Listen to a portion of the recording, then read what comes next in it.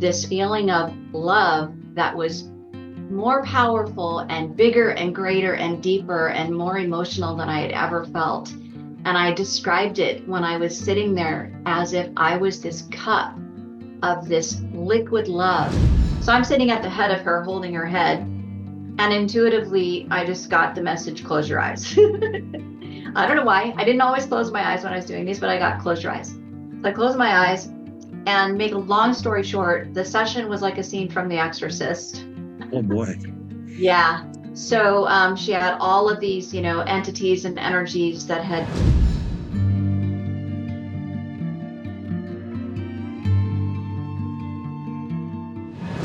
All right, my friends, I'm here with Jan Edwards, and she is an intuitive guide.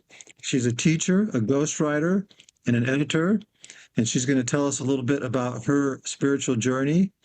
And we're going to talk about this thing called the God particle. So if you're not familiar with that, she will tell you a little bit about that. And that's kind of its nickname, I guess. And so we'll go from there. Welcome to the show, Jan. Thank you so much, Blaine. Happy to be here. Awesome. So I would just say that my life, I believe that we choose our life experience based on a certain desire we have at the soul level before we incarnate. And my chosen desire was to experience what power feels like. Power, not meaning power that most people think of power, but natural essence of the power of light, of love, of that God power that we all have. And I didn't know this actually until about 4 weeks ago. It came real clear to me. And my belief also is that whatever our desire is to experience here in this human existence, in order to experience it, we have to experience the opposite of it, because you can't know what light is unless there's darkness. So you have some contrast. So my theory and my belief is that each of us comes in with this beautiful desire. As soon as we come into this body, into this earthly plane, we get amnesia. First of all, we forget who we are, that we are extensions of God. We forget why we're here. We forget what we already know. We forget who we are and what our power is. And we come into this family that we have chosen, and this time and this place that we have chosen. And we start experiencing all the little steps and all the little things that are building up our, kind of repertoire of experiences. And so with my realization in early December that that was my desire, to feel what power feels like. Actually, let me segue for a second so I can explain that. There's a book that I refer to often, written by Neil Donald Walsh, author of The Conversations with God. He wrote a series of smaller books, and one of them is called The Little Soul and the Sun. That is basically about the soul that decided it wanted to come here and experience what it feels like to be light. And God, creator, source, says, well, there are many different versions of light. Which aspect do you want to experience of light? And so the little soul ends up saying, I want to experience forgiveness, what forgiveness feels like. So this is what I thought was part of my journey here, is to experience that. And because of the amount of traumas and experiences that I have had, but it was kind of blown wide open in early December that it's way more than that. And so back to this theory about contrast. So before I was even born, my mom was 7 months pregnant with me. My dad, this was the story that I had been told. It wasn't outside of the body, so I didn't see it. But I was in the womb, and he had her down on the kitchen floor, ready to punch her in the stomach. He was violent, lost control. And so that amount of fear that registered within her body was immediately felt by me. Of course, that's what we do. That's part of the mother wound. And so I began this life with my mother having that fear. So that was that fear, that root chakra. And then coming into the delivery room, asking the doctor, when's the soonest I can get my newborn baby on a plane and get out of Dodge? So I came in with this kind of fight or flight, thing. And so automatically there's the contrast. Like, there's not much more contrast to power that you can get other than fear for your life and running for your life. So this is kind of like, I'm not going to tell the whole story, but that's kind of the beginning. And my life has been filled with many, many experiences like that, many versions of trauma and loss and lack and abuse and things like that. So I started understanding in my teens, or I started believing that everything happens for a reason. I didn't have a bigger, broader concept of that or more specific details. It was just kind of a knowing that I have. And I think a lot of people get there when they're whatever age they get there. I got there kind of young.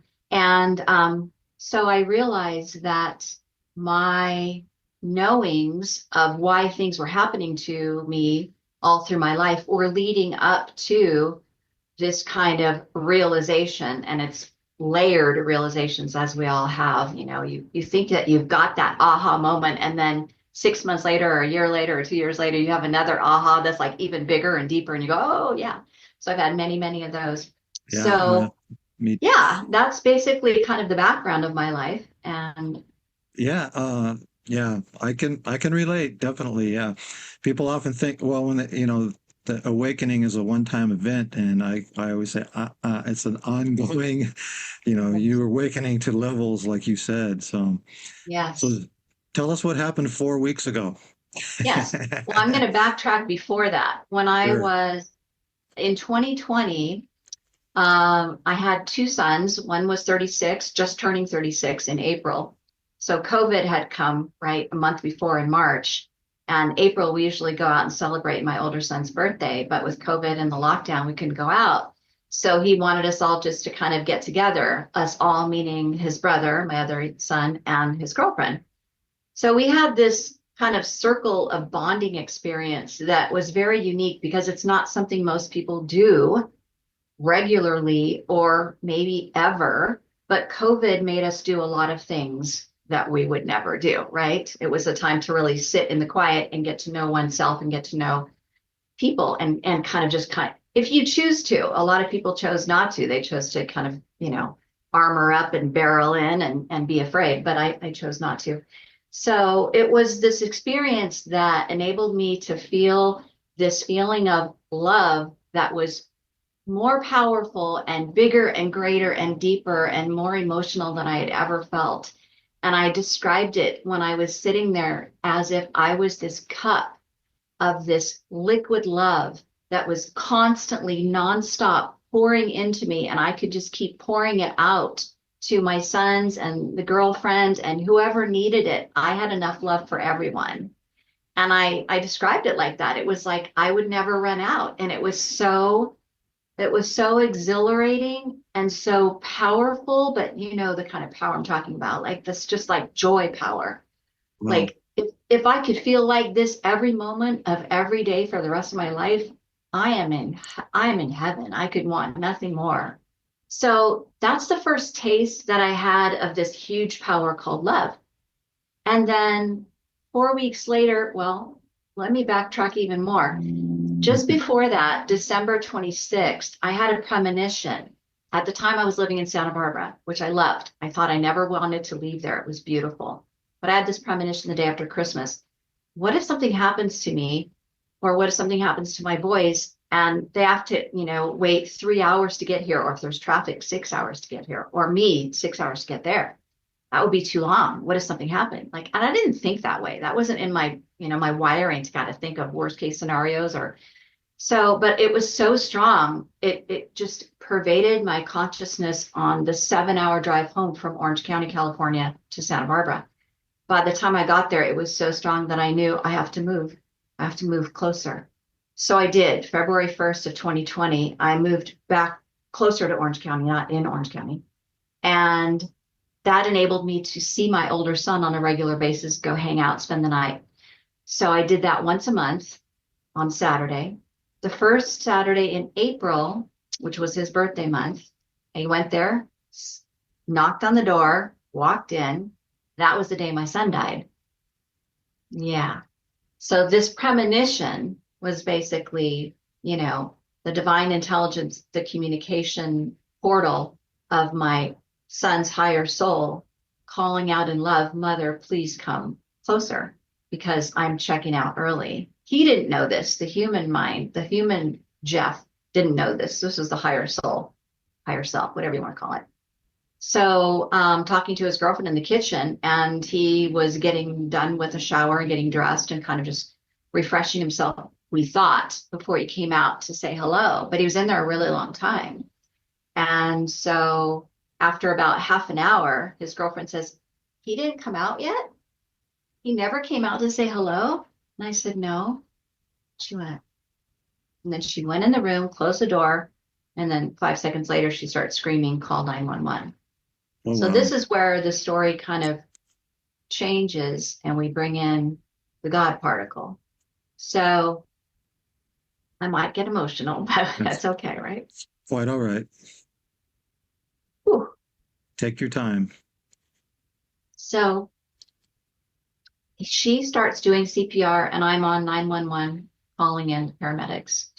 And then they arrive and they go into the bedroom where he was. He had fallen back on the bed, just laying on the bed. And at the time, he had been in the bedroom. He had been just, we know this now, he had been sitting on the bed looking at the wall and he had this beautiful mandala, yeah, of a pattern. And he was just kind of meditating in this. And he was in this completely peaceful state that he just laid back to lay down for a second and then he never woke up. And what Mm. ended up happening is he died of a cardiac arrest.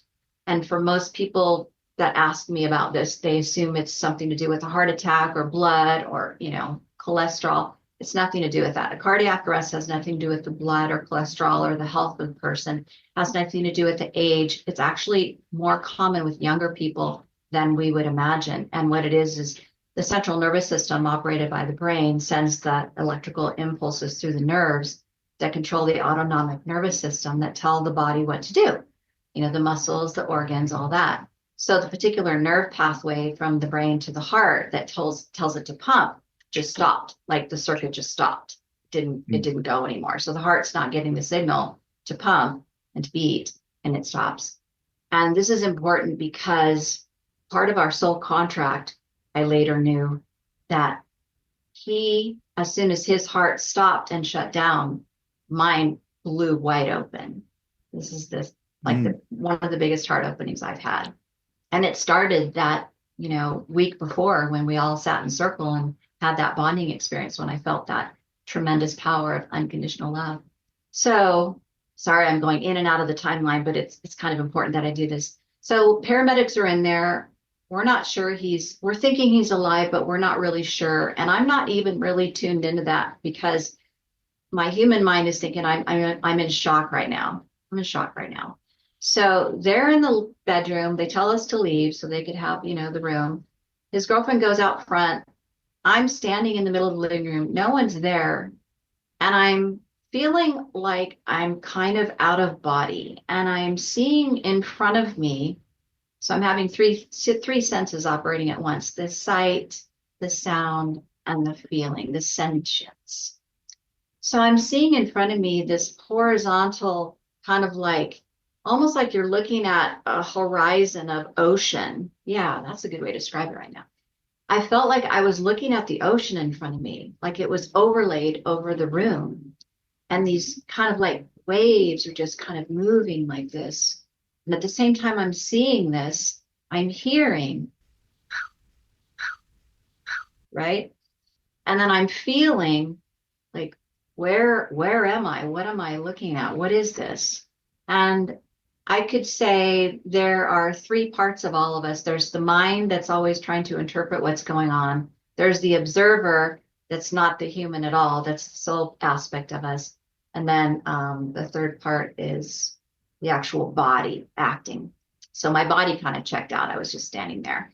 And then after about a minute and a half, all of a sudden the waves changed and they went into little speckling, like white, speckling on and off, white sparkling dots all across the horizon. And at the same time that happened, I heard the sound that went from the wave sound all of a sudden to, it was just like a wind. I don't know if you could hear that through the Zoom call. And it was still. And all at once, I felt this sense that I could only label peace. I had never experienced it before. I didn't know that it was peace. I didn't know why I was calling it peace. In fact, the human mind came in and was like, why are you feeling peace? Your son is in there dying. This is the judge, the narrator. And I couldn't stop it. And I was just feeling this tremendous sense of peace. And then at that point, I also heard this like a high pitched hum that almost like you'd hear in the hospital when the machines are keeping someone alive and then all of a sudden they're not alive anymore. And you hear that beep. I heard that beep. And it went like across the horizon of this water that was completely still, filled with these speckly dots. So moving ahead to this last December, those speckly dots and that energy was called adamantine particles. It's like the word adamant. The root word means unyielding, non-reducible, not changing. And this is what they call the God particle. There are a few names for it, but no one really matches what the true comprehensive meaning of it is. The adamantine particles they are the smallest non-reducible particle of mass that exists in both the physical and the non-physical realms and realities. It's even smaller. It has no reduction to it. So it is the particle that actually creates atoms and hydrogen and oxygen. And it operates only by the frequency of love. So the adamantine particles are ruled and controlled by love, and they create our reality here. They manifest. So I'm going to pause right now because I know you're ready to ask me a question, I think. Yeah, I had a few questions. Yeah.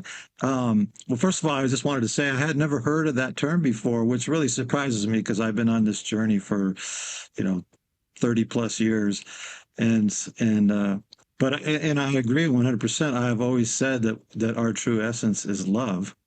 And so it makes perfect sense to me. And also what Einstein would call spooky action at a distance, part of the quantum realm, when they first discovered the quantum mechanics and so forth. So if I had a question, I forgot it. So so That's go okay. ahead. I could tell you wanted to say something, so I wanted to give you that moment. So the way that I found out that they were adamantine particles is that my best friend, about a year ago, she was telling me one of her many, many stories about her life and her childhood. And this one particular story was how when she was 15 years old, she saw particles and she didn't know what they were. No one talked about them. She didn't want to talk about them because she didn't want people to think, she's crazy, like because no one knows what this is. But she could see them. She could see them moving. She could feel the energy of them, the love of them. And she's also a songwriter. So she wrote a song about the particles. And so she was telling me about these like a year ago. And she didn't name them adamantine particles, of course, because we didn't know what that was at that time. I forgot what she named them, but she had this name that she gave them. So December 10th, this last year, 2024, we're on a conversation and she's really excited. And she says, oh my God, I have to tell you something. I just found out. Remember those particles that I told you about? They're called adamantine particles. So she starts telling me about them and just the energy behind the truth of her words and her knowing hit me like, like truth hits you, like there's nothing like it. Your whole body just goes. And so immediately, then she starts talking about this book that she was reading, and then her friend read the book, and then someone else was running to write the book. Okay, so I'm going to mention the book right now. I wasn't going to, but I'm going to mention it. I It's was gonna. called Love Without End. Jesus Speaks. Okay. I was And gonna this ask is you to written mention it. by, yes, this is written by Glenda Green, and she's a famous, I don't know if she still is, but she was a famous portrait artist. And this book was written over 20 years ago. I have the 20th anniversary edition, which looks like that. Okay. And so I immediately started searching for it on YouTube to see if there was a narration of it, because that's my preferred way of reading, even though I'm a ghostwriter. Don't tell anybody. And so I found one. but it wasn't a narration of the full 20th anniversary edition. It was the first edition, which was leaving out like tons and tons of pages, but it was good enough. And I found myself listening and having it hit me at such a level that that love, that that that place in our being that we start armoring ourselves after we've been hurt or wounded or traumatized from the very first time. And then we continue to do it because we don't want to feel that pain anymore. We don't want other people to know that we have had that pain. We don't want them to see us as weak. All these, weird illusions that we've come to. I felt that all kind of like busting open, and I was just crying like 5 or 6 times during the narration. And the cry is the release that creates the purge that moves all the stuff that's been in the way out of the way. So I started really clearing myself even more than I normally do. And I'm a very, very self-healing person since I was young. I've always done a lot of deep inner work for myself, but this was something I've never accessed yet to that level. And it was so impactful that I listened to it again, the whole thing. It's like 4 hours or something. And then I immediately started to buy the book. But the book is like so much more. And as I'm reading, I'm also studying, I'm researching. Okay, is this just in this book? Okay, this book is a true story. It really is a true story. And I will say it's a true story that this woman's husband says one morning, I had this dream that you're going to paint Jesus. And neither one of them were religious at all, or even spiritual, actually. She's like, yeah, right. And so he's on it like every day. You have to paint this. This dream was like, you have to paint Jesus. And finally, just to kind of like keep him quiet, she sarcastically says, yeah, when Jesus appears before me, I'll paint him. So then one day, I'm not going to spill the whole book, but basically he presents himself to her.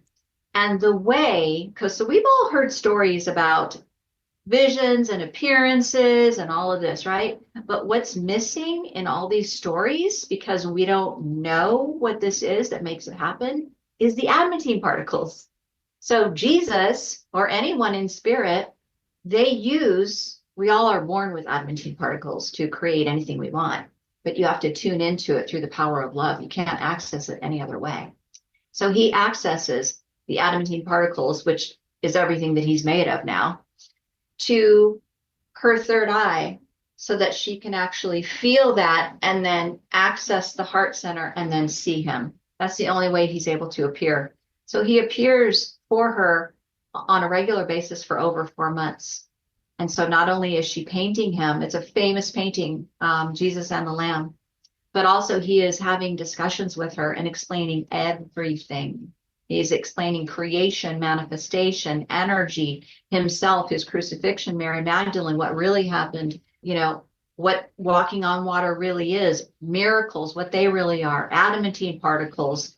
So I'm going to read something that's from the book. Adamantine particles represent a continuous flow of high frequency potential, which manifests into discrete forms and arrangements under the command of love. Yeah, They are what? I was going to say that reminds me of the quantum field, as we discussed yesterday a little bit. Yeah, yeah. By the way, you mentioned quantum mechanics. So in my work as a ghostwriter and editor years ago, I think it was 2019, I was contacted by someone who was one of 3 co-authors creating this book on quantum reality. And one of the 3 co-authors was Amit Goswami, who's the yeah.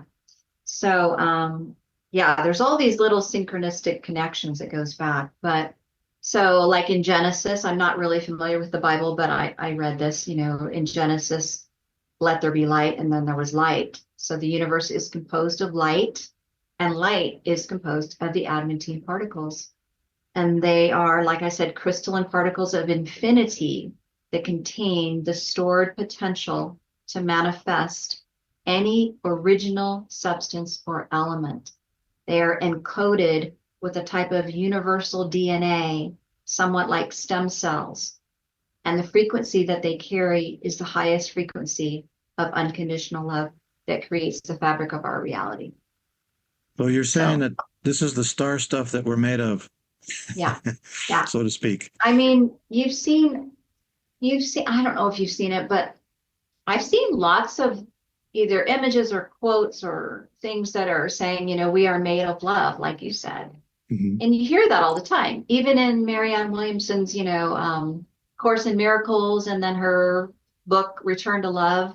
She talks about that, but what's missing even in her book is this whole thing about the adamantine particles. Like, because as spiritual, open-minded people who have faith and the ability to imagine and understand things that aren't visible in front of us, there's also the other, part of humanity that wants to see it. We want evidence. We want the science around it. We want to know what it's about. And so that's what this is about. This is like physics and metaphysics science.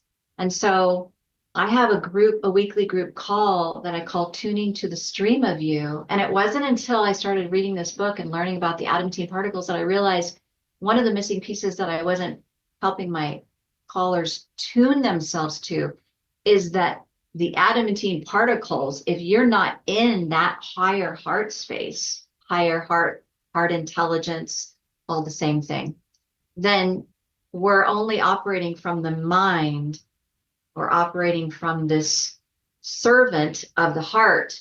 But if the heart is not the ruler yet and the mind takes control, the mind spins it out and it creates distorted realities where we continue to struggle and have the same cycles and the same beliefs. And then we never really get anywhere. So this is like the missing thing. Yeah, yeah, I agree. I think that's part of why we're here is to learn to overcome that struggle, the higher nature versus the lower nature. The scriptures call it the carnal nature versus the divine nature, that type of thing. And so I was going to say some of the ancient wisdom teaches that science and spirituality will come together at some point, and I think that's what we're seeing now with the advent of quantum physics, and now and this kind of thing here. And so, but orthodox science continues to to scoff at stuff like this, but a lot of scientists are coming around. So, Yeah. uh, I don't know if I said this to you yesterday. I said it to someone yesterday. Um, my understanding is that everything exists already. There's a quantum field where everything exists, all possibilities, infinite realities simultaneously existing.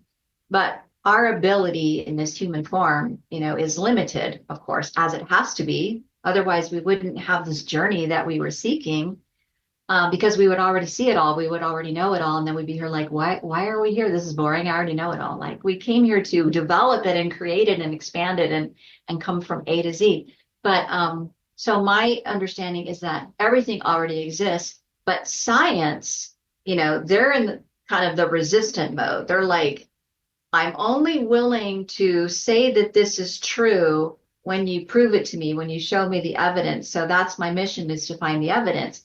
Well, a lot of things, most things in different realms, dimensions, realities, veils, they're not visible. They're yeah, not detectable. So when we finally get past that resistance of that energy and we're willing to believe that there's more than what we're seeing, that's when the things that we weren't able to see before actually start appearing, because it takes the willingness, takes the faith, takes the trust, takes the imagination, takes the belief that there's something more. And that's when science finally sees it and they go, hey, we just found something. This is blah blah blah blah blah blah. We're like, we're in yeah, there. we're running into that with consciousness right now. But Orthodox science, consciousness is a result of brain activity. And there's no evidence for that whatsoever at all. But now more and more scientists are saying, hey, wait, and they've limited themselves to materialist science. So they won't even study. It's like, well, you got to study it, and their current instruments and things can't measure it. And so to them, a lot of them, well, it doesn't exist because we can't measure it. And it's like, well, yeah, it's because you haven't developed the proper instruments to measure it, There. through, Yes, because you're stuck in material science. So you have to at least be open to it. And more scientists now are starting to open up to that, but there's still that stigma that, yeah, if I can't measure it, I can't prove it, it doesn't exist. It's like, well, that's dumb because science's legacy is being debunked, since they believed in flat Earth. Almost everything that they believed, centuries ago has been debunked now. So in a couple more centuries, what's going to be debunked that they believe today, So that's the way I look exactly, at it. So exactly. So there's so many synchronicities and things that keep coming up in my life. And my life has been like that for a while, but during periods of time, there'll be like so many, so densely populated with those. One example is I'm not, a religious person myself, but now after reading this book and having this connection and having my heart opening and believing now that what Jesus was actually here to teach us was that through the power of like really opening your heart all the way, like the Rumi quote says, you must allow your heart to keep breaking until it breaks all the way open. So through the power of really tapping in fully to that heart where you're believing that has the power to do anything, then anything is possible. And lately I've been having these visions and metaphors, and I post all the time on Facebook. And I wrote, do you still believe that you have a lot of inner work to do? And that you think you're ready to step forward into this new version of yourself, but you're afraid. You're waiting for the bridge that's going to help you cross over there because you've never been there yet. Well, what if you've already done all the work? What if you have no more work to do? What if you're already the person that you were trying to be? And what if the bridge only appears when you believe it will and you take the step first? And this is what people have been talking about a long time. But what I got recently is that bridge appears when you have that love, because the love creates the faith, the love creates the trust. And when the love is there and you follow that to make your choices and to choose what you want to do and how you want to live, the bridges just appear, you know? And so the synchronicity here is that I was at my son's church and the talk was by this minister who I don't really resonate with him a lot. Well, first of all, I don't resonate with churches in general because, you can tell. So, but I sat there and I knew I was there for a reason because I chose to go there that day. He plays in the band anyway, so I wanted to see him drum. But I said, Spirit, please let your message that I need to hear come through this man on stage in a way that I need to hear it. Sure enough, he was talking about everything we're talking about here. And he starts talking about this part of the Bible, and I don't know the Bible, where these men are in the boat and there's no oars. They think they're going to sink. They get into the fear place, right? So everything is either fear or love. And this is not something I completely understood the truth of until this last 7 weeks ago. And then Jesus appears and Jesus walks on water. How does Jesus walk on water? Because there's the bridge. He has the love. He's made of the love. He's using the love.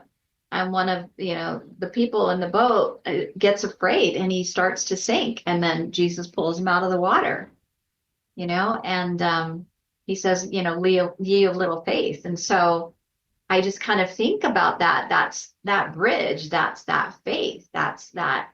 We're so afraid to believe and trust in something because we've been conditioned not to.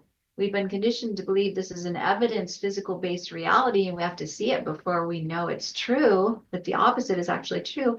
And we've been so tormented with, traumas and experiences and loss. And that's pretty much the hardest thing I think humans have to do is to really like let down that armor. And I think that's really, like you said, when spirituality and science come together, I think we're seeing that right now. And the way that I mean that is dismantling all the structures and the constructs and the mind thinking and the beliefs and the false control and the manipulation and the people who are doing all of that too.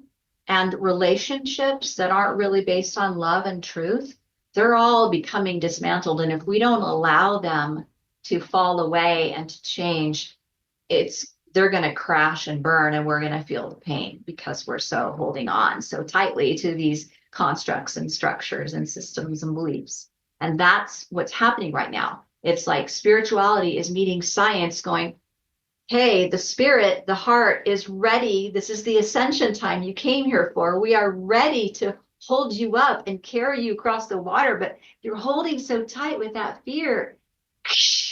And then we are having all this chaos in the world, politically, geographically, environmentally, you know? Yeah. There's a saying, if you're not living your dreams, you're living your fears. Yes. Yes. And so yeah, and humanity's been doing that for, generations, unfortunately. That is changing, but it is causing, conflict and divide, and so that's part of it. My wife likes to call it growing pains or birthing pains, if you will. And Yeah. I agree with that. We're definitely in a time of transition, and Yeah. people are waking up, but some are not, and some are clinging, and so that causes a divide. And Yeah. but we see a lot of the old institutions starting to crumble, and Mhm. sometimes you have to tear down the old so you can make way for the new, and that can be painful. Yeah. And so, I, Anything that is on a faulty foundation. And speaking personally, and as an example, from being, that fight or flight trauma wound coming into the world, I never had that soil, that home, that foundation of safety and strength and stability. So my whole life, I was like running from here to another, literally moving homes, moving friendships, moving relationships, because it was just trained in me. I didn't come into the world feeling that I could stay in one place or to even trust that one place was actually safe enough or good enough because I didn't have, that wiring wasn't there yet. And not that I knew that then, I'm learning this in the last couple of years, but yeah, when you don't have that solid foundation, and that's what I'm doing right now. The part of me that was based and living on this belief in, beliefs that are under the surface that create the choices that I made, they were kind of at the lowest denominator. They're fear-based, because my whole life as a child started as lack. I didn't have things and, abuse and things like that. So now all of that is actually crumbling, and I picture, like, I use a metaphor, like you don't allow it to fall off. You think you're going to die because it's something you've never experienced before and it feels terrifying. So you're holding on really tightly. Well, imagine you were a tree and the wind came and the rain came and the storms came, which is a natural part of the season to, pull all this off so that you could start your dark days so that you could seed and then blossom, right? And you're like, hold on to these leaves. No, I'm not going to let them go. Or also use the metaphor of a woman with her skin, her face, we put all this makeup on and we don't want to show our age, and we don't want to show the lines and the crinkles and the creases and the marks. And so we like plaster it all on. Not saying that I do that, but many women in general do that because they're afraid. But what are you covering? You're still doing that. It's a natural process inside. You're still changing. Let's let's let it. Let's yeah, not fight it. yeah. I often say that when you realize that things aren't happening to you, they're happening from you, then your Yes. life changes big time. And that's a Yes. very hard concept for people to wrap their minds around. It was for me when I first realized that. I said, wait a minute, because it goes against everything that we've ever been taught, in our culture for generations, from a materialistic point of view, and which goes back to the adamantine. Am I saying that right? Adamantine. Adamant, Adamantine. adamantine particle that we Yeah. create. We are creators here. And Yeah. luckily we're insulated, like when you're on the other side, like if you listen to indie ears, when you create instantly with thought. We're a little insulated here, which is probably a good thing, or we probably would have destroyed ourselves by now. Yes. because we live in fear, and society has been manifesting its fears for centuries. And so now it's time to change that.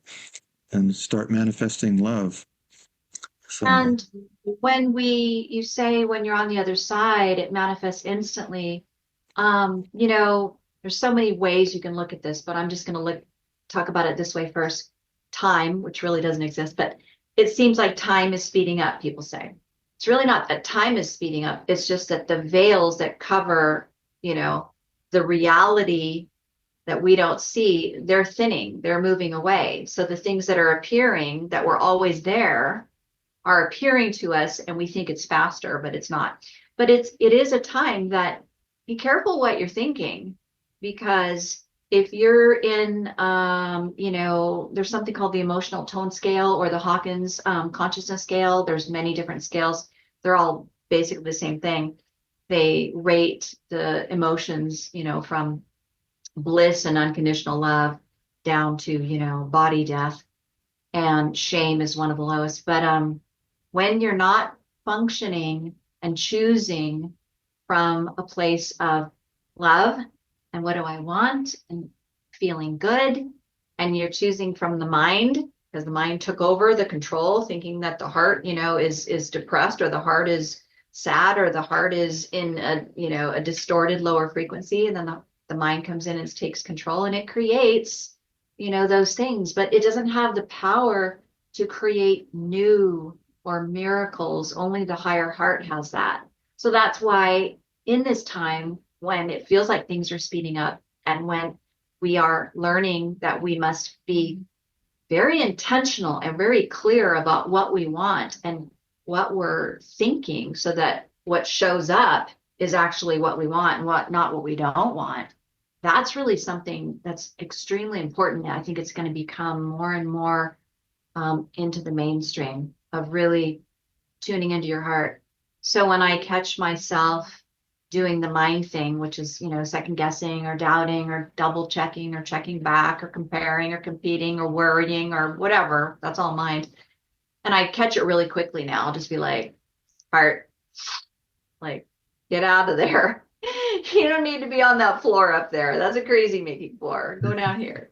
yeah, So, I teach people that you need to be aware of your thoughts and that your majority thoughts and beliefs dictate the course of your life. And people scoff at that. And I say, well, try a little experiment. Try keeping track of your thoughts. Take notes for about a week or two. A week minimum. If you can do two, do two. And then compare your life to your notes. You don't have to write down every little thought, but just the main stuff that you think on a regular basis, that and that dialogue that goes on in your head 24/7, even when you're asleep, and compare it to your life, and you'll see, people who are negative about everything and complaining about everything, they have a lot more things to complain about, because that's the universe is giving them what they want, or what they. And so a lot of this is subconscious, and it was programmed into us as children, because of our parents and society and so on and so forth. But man, if we could change that and get control of our thoughts, and let go of these limiting beliefs, then we would truly be in that age of peace that's been sought for by prophets and shamans, and holy men for millennia. well, it's really not about, I know what you're saying, but I'm going to say something a little different. It's not about getting control of your thoughts. That's where we get ourselves in trouble, by wanting control. If we get in that heart space and just feel, what do I want? What do I love? What feels good? Then the desires will make themselves known, and our thoughts will form around the desires. We don't want to control our thoughts. They will naturally form around the heart's desires if we allow. And then our reality will start showing us the result of that. I'm going to give you an example. So I was at the spiritual center that I attend once in a while, and a couple weeks earlier, I had gone to a luncheon at the end of service with about 10 people. And I didn't really enjoy it. And I thought, I'm not going to do this again. I don't really care for the people who showed up or the conversation. It's not benefiting me. It's not giving me a heart feeling, right? And then 2 weeks later, I'm at the service, and after the service is over, I'm talking to a person I haven't met yet, and she's really nice, and I'm enjoying the conversation. And she says, "Yeah, I'm going to go to the luncheon today afterward. Are you?" And I said, "No, I went there before, and yeah, I'm not going to do it." And she said, "Oh, well, it's supposed to be really good. A lot of people are going." And then I said, "Really?" And she says, "Yeah." And then we start talking about something else. And so my mind all of a sudden kicks in. It starts taking control. It's listening to her. It's going, well, she's interesting if she's going to be there. And there are more people that are going to be there. And maybe I can get to know her. Like it starts spinning, right? But I noticed it right away. Well, not yet. So I say to her, "Well, maybe I'll go." And then I caught right when I said that, I went, "Wait, hold on." So I'm standing 2 feet in front of her, and I close my eyes, put my hand over my heart, take a breath, and I ask out loud, "Do I want to go?" And immediately I got a no. And I opened my eyes. I said, "No, I got a no. I'm not going to go." So that was a big change for me because ordinarily I would not do something like that in front of someone because you're always afraid of judgment. Like, what are they going to think of me? What is that woo woo thing she's doing? But I Yeah. felt good about it. So I didn't get trapped in the mind that wanted me to think it might be a good idea. The mind does these things. Might be a good idea. It formulates, it fabricates these things. When your heart's like, "I don't want to go." No is a complete sentence. I don't need to know why I don't want to go. I just don't. So I got in the car afterward and started to head out of the parking lot, and I felt this tremendous sense of like relief, almost like lightness. And I started laughing, and I'm like, "Oh my God, I'm so glad I'm not going to that lunch today." Like I just felt so good. And that was proof there that I did the right thing. I made the right choice. Yeah, I think we agree on when I say get control of our thoughts, immediately, you say that to yourself, and the ego mind steps in, which is what I would call it, I guess, and says, "Oh, you want to get control of our thoughts? Okay, we'll do it. Here, let's think this, let's think that." So, and you get sucked into that because it's a habit. But yeah, I agree with you. Yeah, you need to go into your heart space, and I call it higher mind. But it's Okay. it's it's the heart, Because it's the and higher intelligence. Yeah. Same yeah, thing. or the divine mind, if you will, or Yeah. and Yeah. so I think we agree, just using different terms with Mhm. that, but yeah, the ego mind always wants to step in, and that's the problem with us and with humanity is when we let it run the show. The ego, people say you need to kill the ego, which I don't agree with. You need the ego because it's the one that tells you it's the thing that tells you to put gas in the car before you go on the long trip, and check the oil and that kind of stuff, the practical side of life. But what the problem is we let it run the show, and that's where we get in trouble. Whereas we need to it's a good servant, but it's not a good master. We Yes. need to make it the servant of the higher mind, so to speak, Yeah. is kind of the way I look at it. But Right.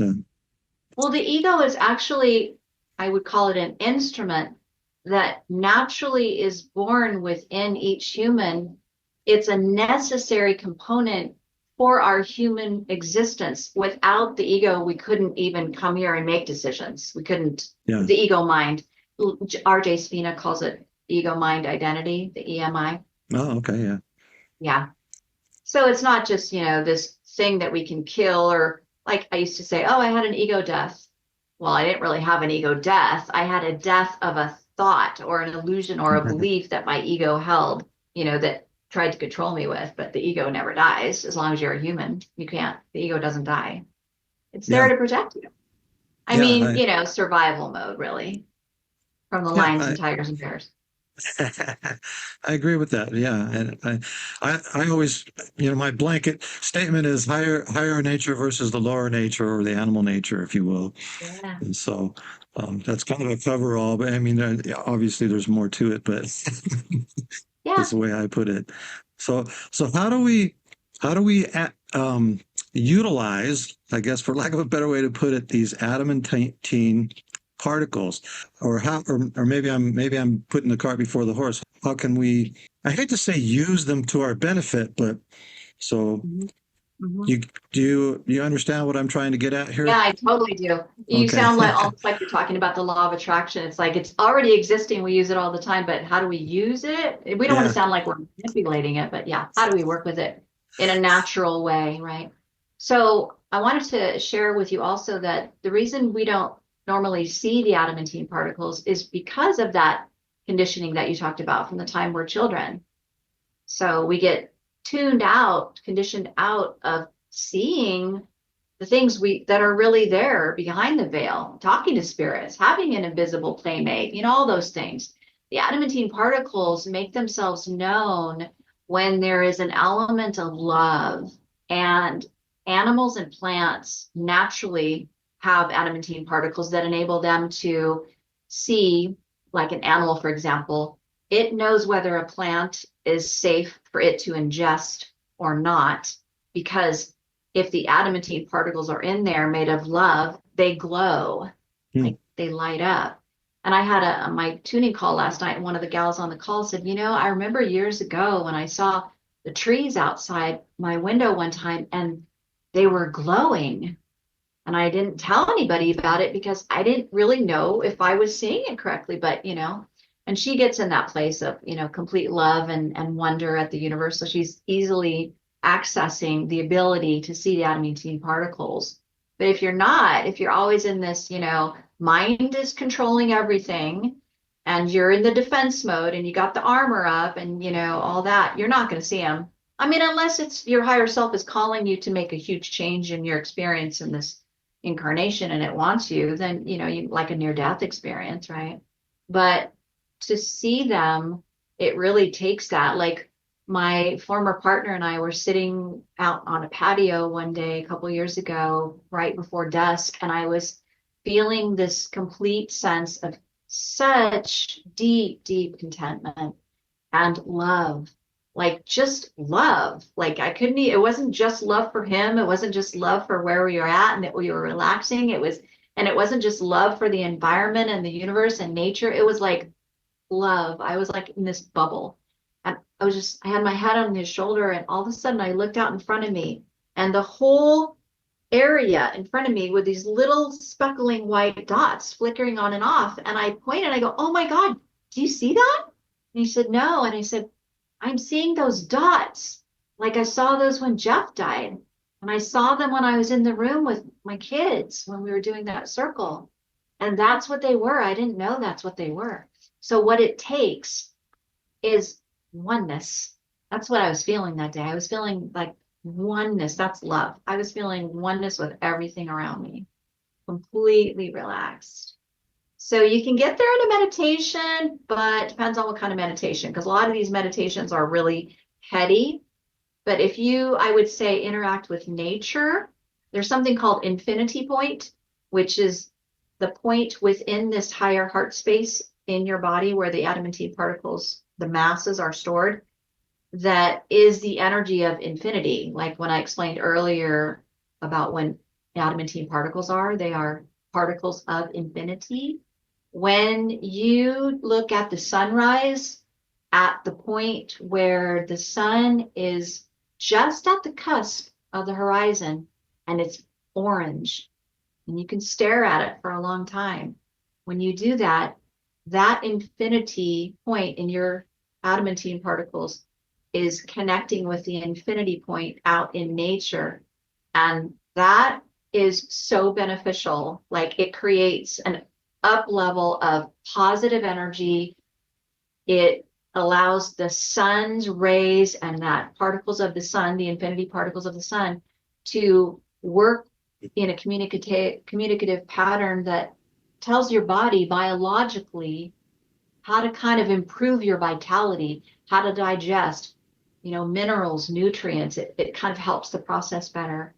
It changes you. And I've been doing it almost every day since December 10th, and lots of little miracles happening. You could do it at sunrise, you could do it at sunset. You could Yeah, also see it when you're out on the ocean, like just this huge, wide expanse of ocean, and you're just staring at the ocean.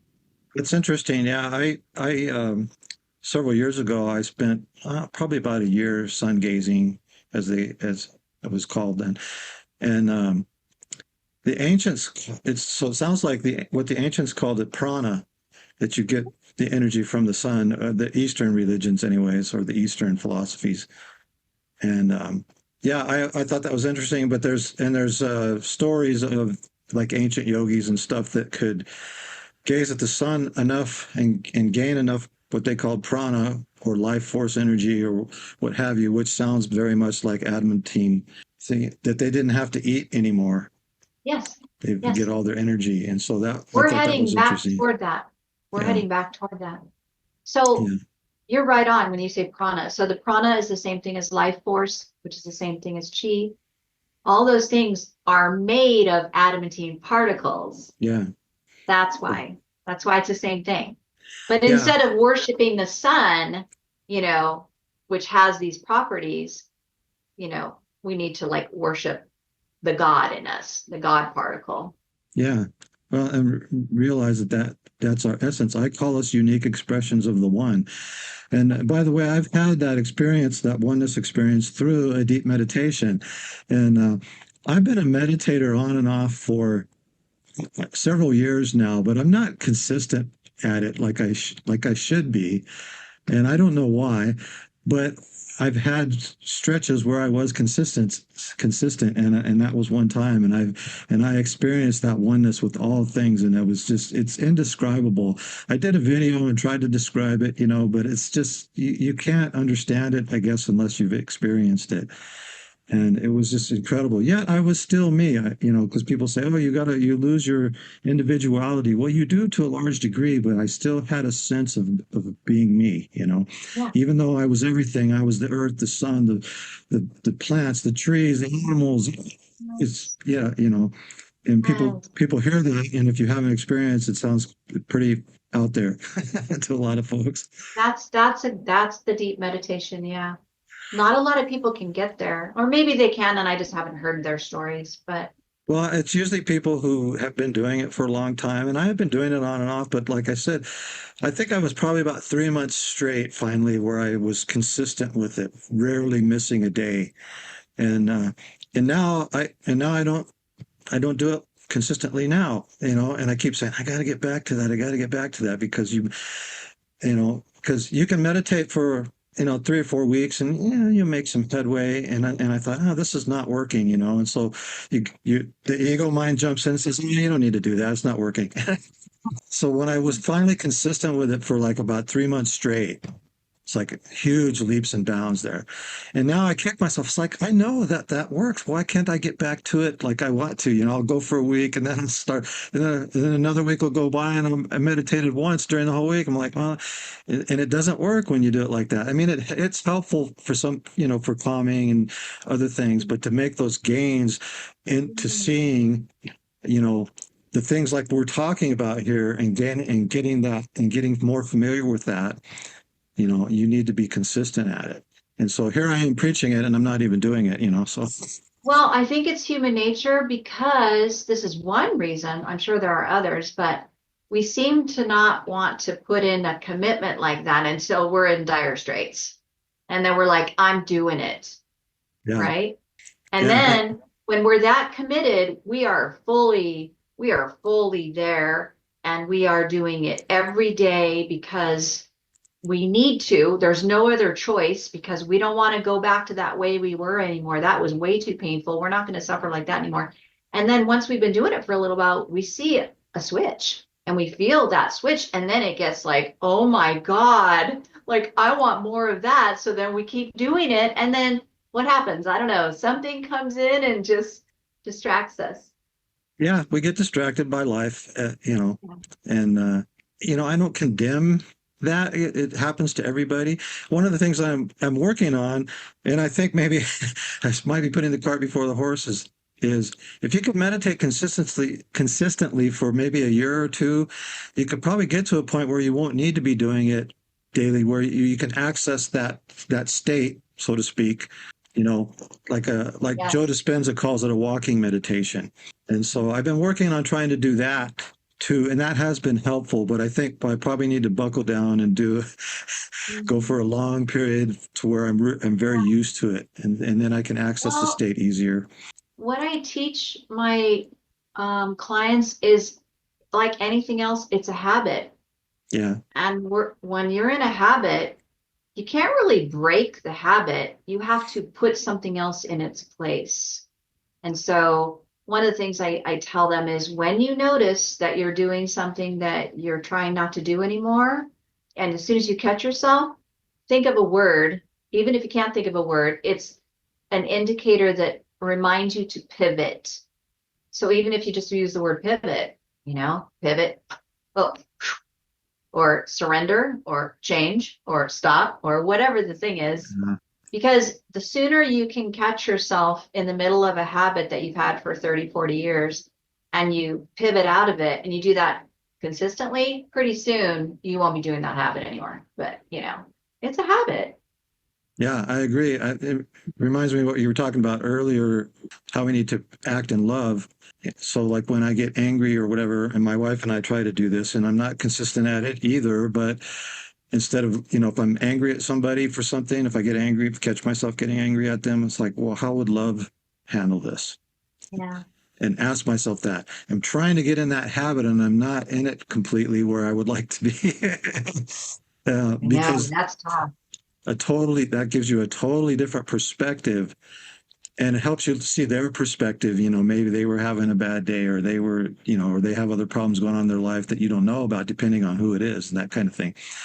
And so, and it goes back to what the Christians would say, what would Jesus do, And that's, and the scriptures do say that God is love, and the Christians believe Jesus is God. And so what would love do? You could just Yeah. put that word in place of it. Yeah. And I do have a Christian background, and so I do know the Bible and the scriptures very Okay. well, probably better than most, because Okay. I'm one of those analytical types that have to turn everything inside out and upside down, and to Yeah. try and Yeah. understand it. And so it's been a challenge for me on a lot of the metaphysical and spiritual things that I'm in now. But I'm a lot better at it now, and I've developed my intuition a lot more, and so on and so forth. But I think one of the ways to handle that when you are getting angry or frustrated at somebody or when you're in a disagreement, it's hard to say what would love do because that sounds so abstract. Like it's a head thing. You got to go here. yeah, So the way that I try to do that, that's a work in progress for sure, but is I stop and I look at the person and I don't say anything for a minute and I put my hand over my heart and I say, I'm sorry. What are you really wanting? Or something like that. yeah, What do you really want? What are you needing? You know?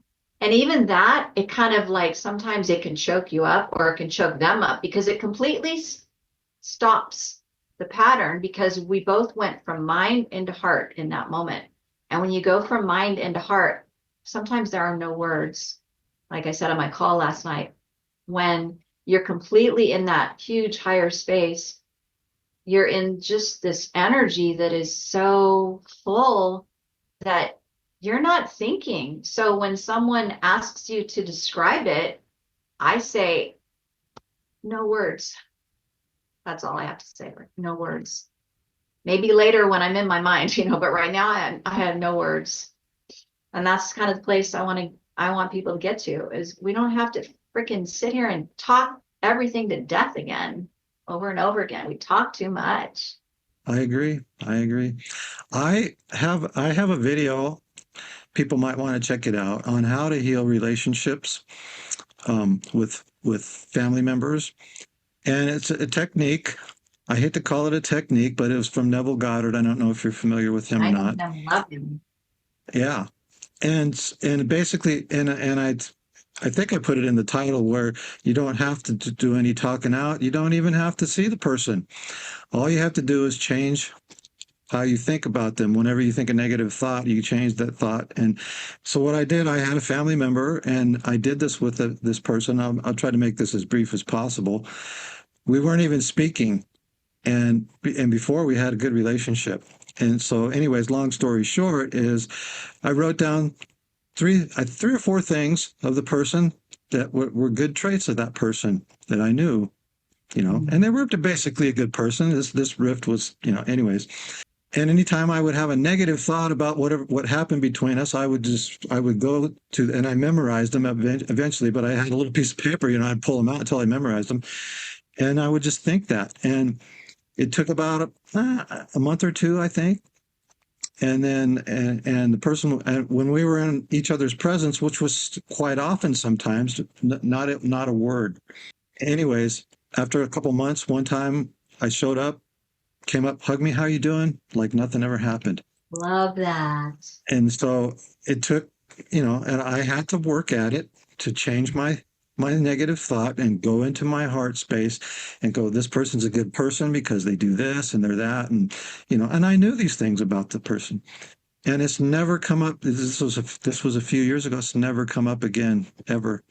And Love that. The I like, power wow. of the heart I was like, is so, wow. yeah, I was like, wow, I have a couple other people in the family that I need to do this with. And I yeah, have, and I have, and you can do this with anybody.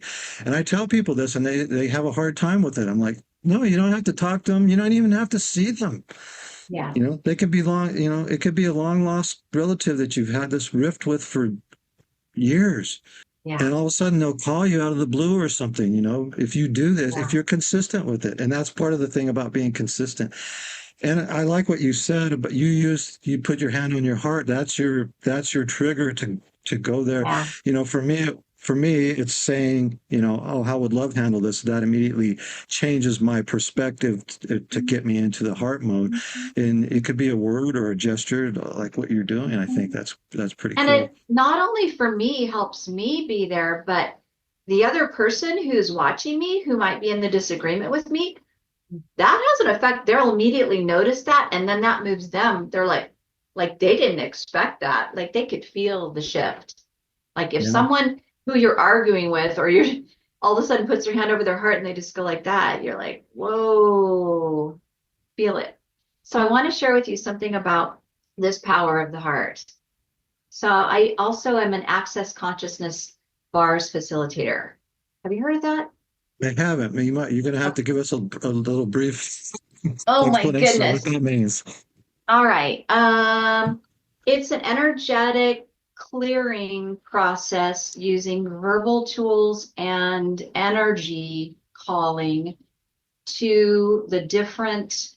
If you just look up access consciousness, it's a clearing of all the implants, which are, memories, beliefs, emotional wounds, physical wounds, thoughts, remembrances that we've ever had over our whole life that don't really belong to us.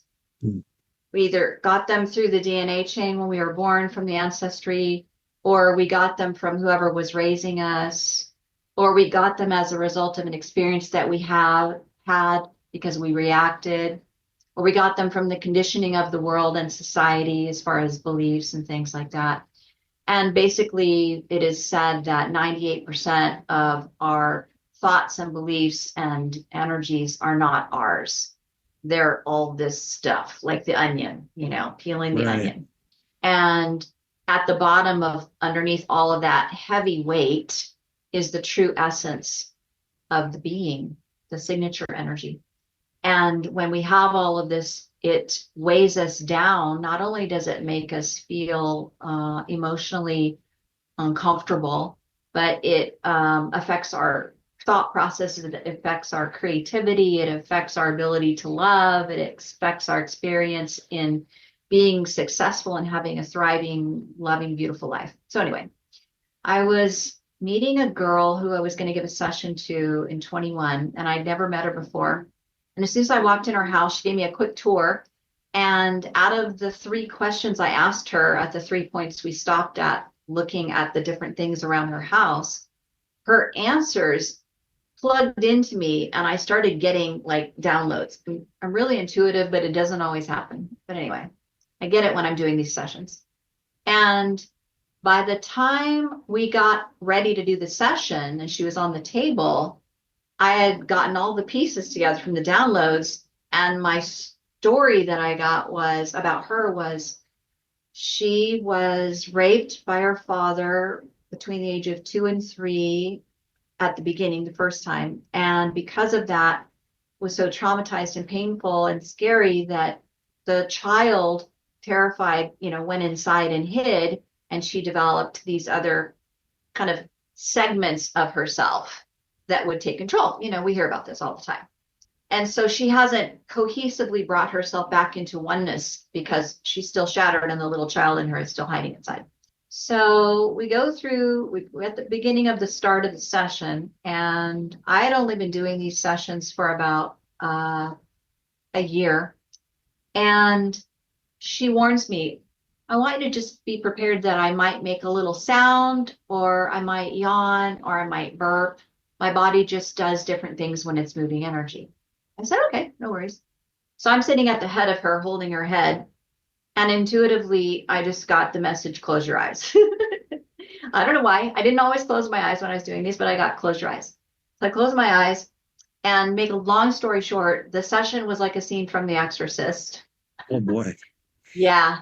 So she had all of these, entities and energies that had attached themselves to her or created from her fear from the time she was 2. And they had been holding her hostage for her whole life, and she was 42 at this point.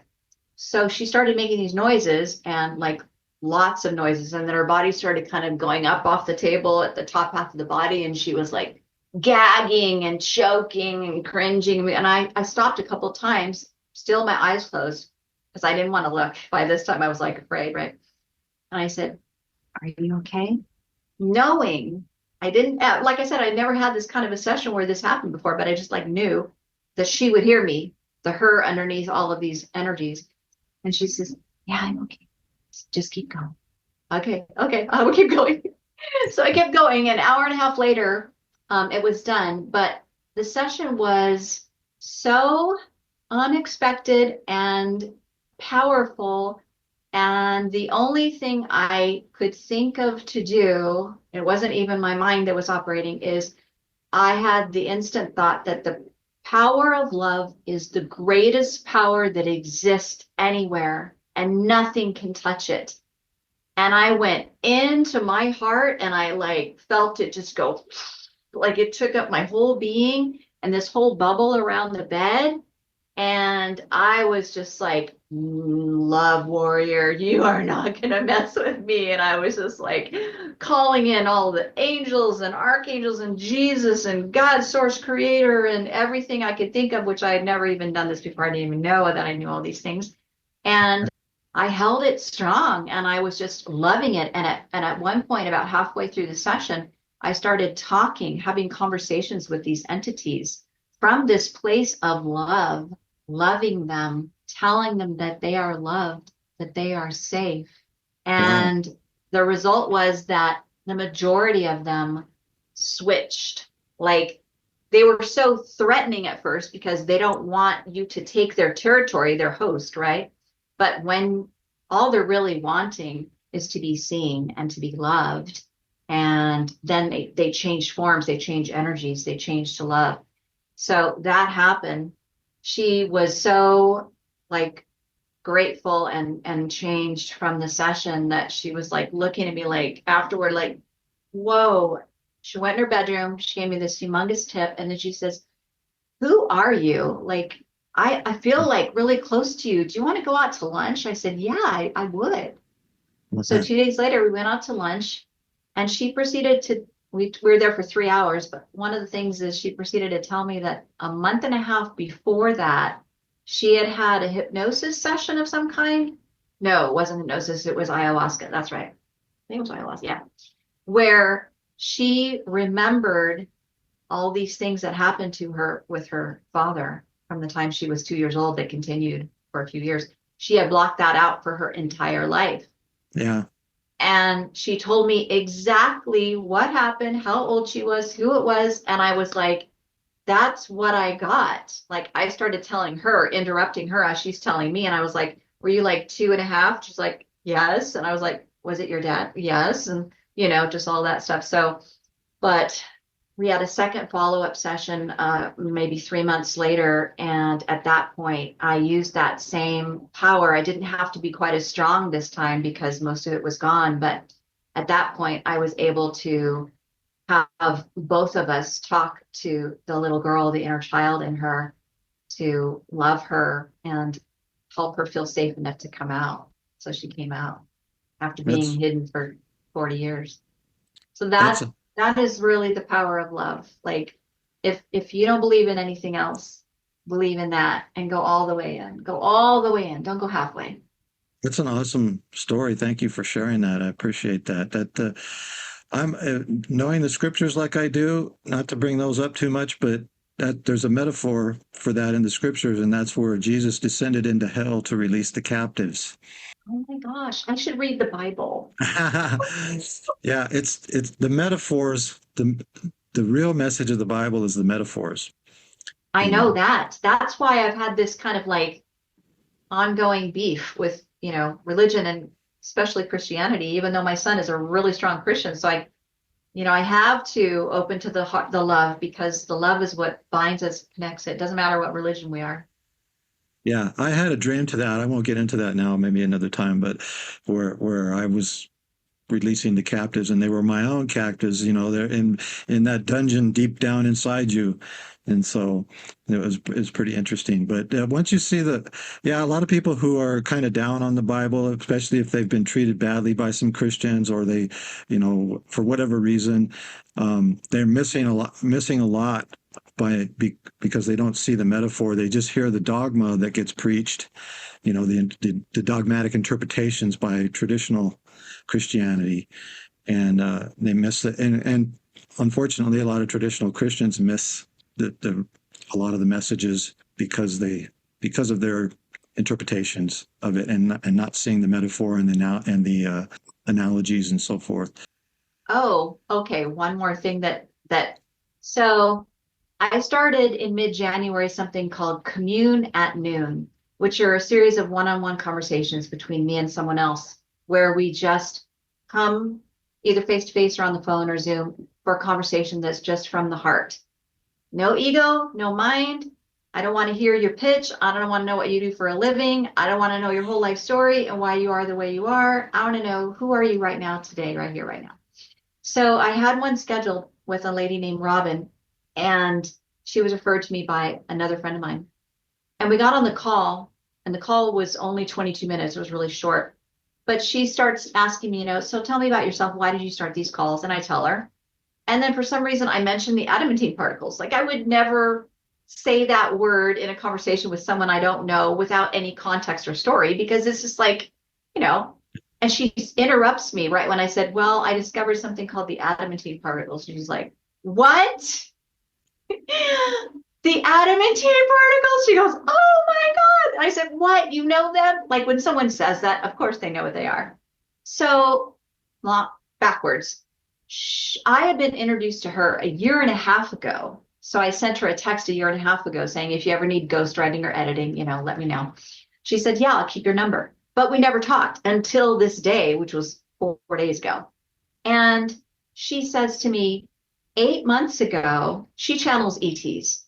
She has conversations. She deals with them a lot. She has a YouTube channel on it, Robin Alexis. So she says, 8 months ago, I was having a conversation with one of the ETs, and he tells me there's something called the adamantine particles. And he starts explaining what they are. And shortly after that, I don't know if it was a day or a week or a minute, she says, your name, Jan Edwards, popped up in my head. And I'm like, why Jan Edwards? Like, what's that from? And then she just, disregarded it.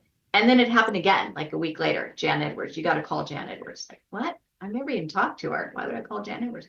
And then again, she goes, your name kept popping up.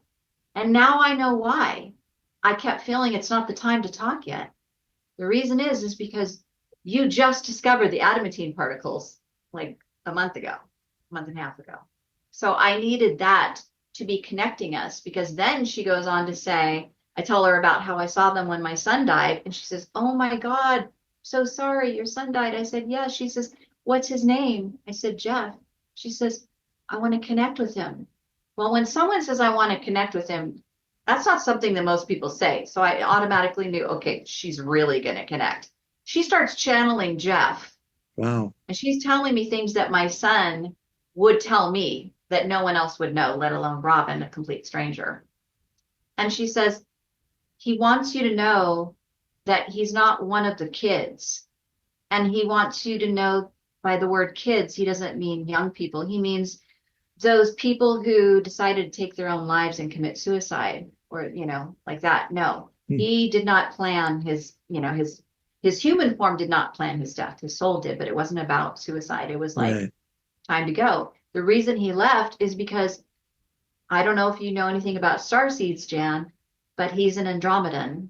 And the Andromedans are all about freedom and truth and love and nature. And they come here in groups and individuals to help raise the collective consciousness of humanity and help us evolve.